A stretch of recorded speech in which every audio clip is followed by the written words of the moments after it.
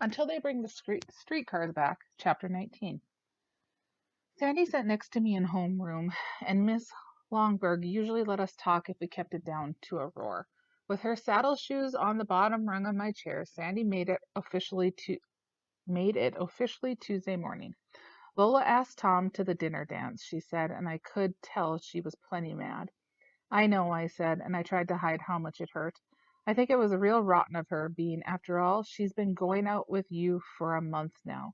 I was glad Sandy didn't know how phony been. The rest of the week, I really had to bomb through the hallways, with Gretchen coming one way and Lola the other. I was ducking into janitors' rooms and lavatories and freshman classes where teachers were looking at me like I'd lost my memory. I hurt too much to see Lola, and I wanted to steer clear of Gretchen because I was afraid she'd have figured out a way for me to watch some terrible thing that was happening to her. Criminy, in the middle of my screwball life, I wanted to concentrate on the upcoming conference game with Wilson. The games began to count in the standings, and I wanted to win the city championship more than anything now. Lola would be at every game, and I'd ignore her as we beat the crap out of everybody. Thursday night, my mother called me to the phone, and I dragged my sore body into the kitchen, figuring it was Steve. Hi, Cal. This is Katie. Katie Mills. Oh, hello. I was clearing my throat like a 13-year-old. I'm calling to ask if you'd like to go to the dinner dance with me. Holy Moses. I never thought that when the word was out that Lola wasn't asking me, there might be other girls who would. In a sweaty silence, I wondered what Steve would think. Could I suggest that Katie call him? Crumb. Steve wasn't in love with her. Steve was in love with her, and I didn't know what to do, and I didn't have time to think. Sure, yeah, I guess so. Thanks.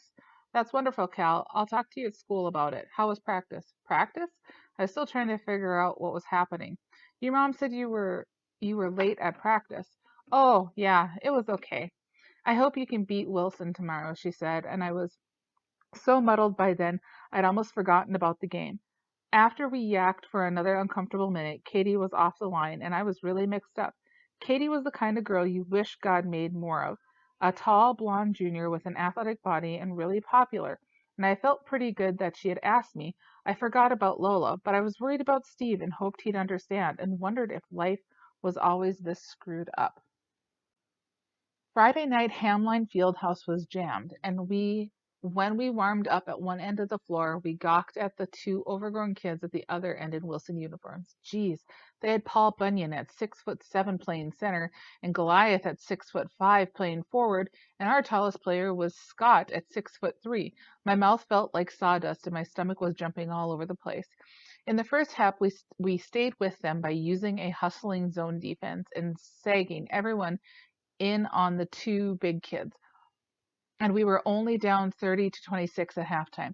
In the second half, the coach had us go full court press, and though the big men weren't getting the ball as much, we lost three starters with five fouls. Jerry fouled out in the third quarter.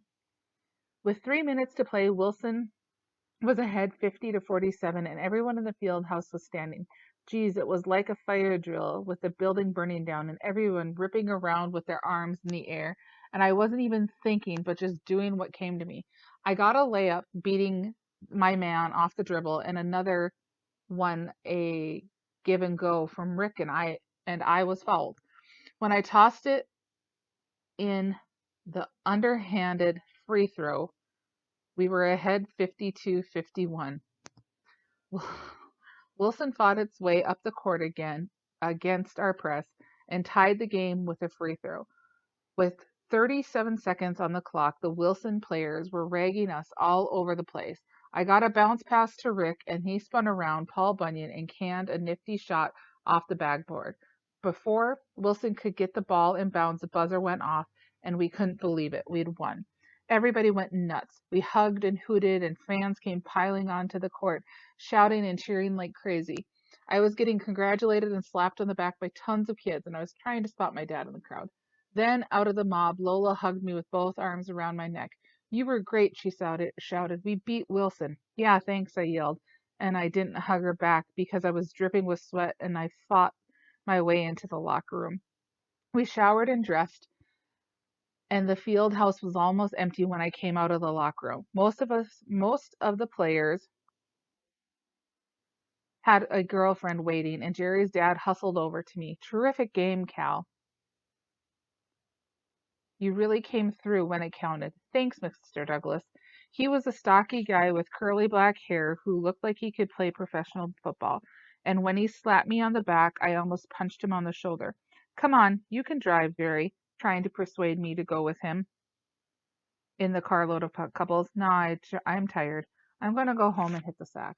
I was really beat riding the Snelling streetcar home, and I missed being with my buddies. I tried to remember details about the game, and a lot of it was a blur, but I could feel Lola's breast hard against my chest, and there was nothing phony about her hug. Gosh, I loved playing the game, but I wished my father would have been there to see us win. With school out for the holidays, Mr. Finley kept me busy. But people sure ate more around Christmas, and they drank a whole lot more too. I stopped at the liquor store and picked up orders and tried to figure out when Sid was looking at me.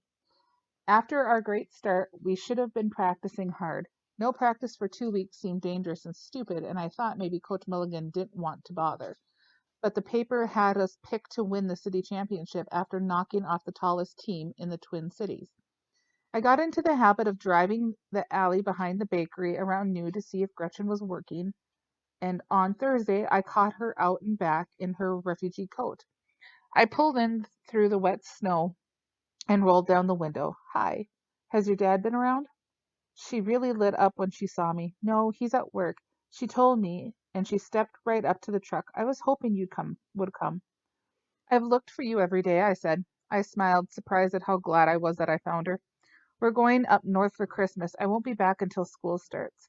Will it be better for you there, with other people around? Her face turned sad. No, maybe worse. Our relatives have cabins they rent, but no one rents them at this time of year. They'll be empty. And she stared at the slush around her clodhoppers. Oh gosh, I hope it'll be all right.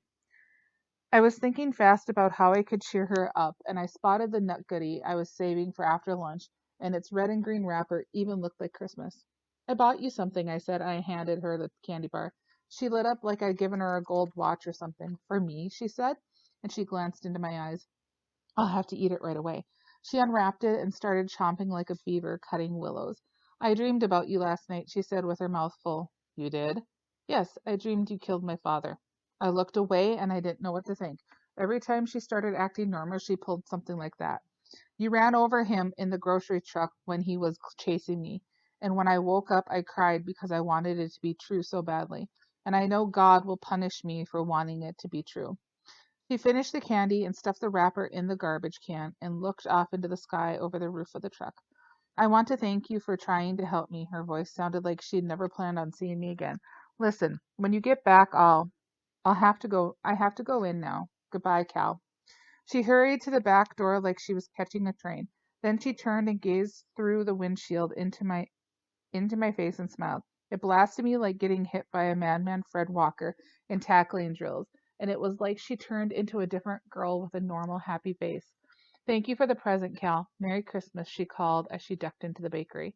I just sat there like I'd seen a smile from a graveyard or something, and even though I didn't know what to make of it, I knew that Gretch the Wretch had more guts than I'd ever have if I lived 63 lifetimes.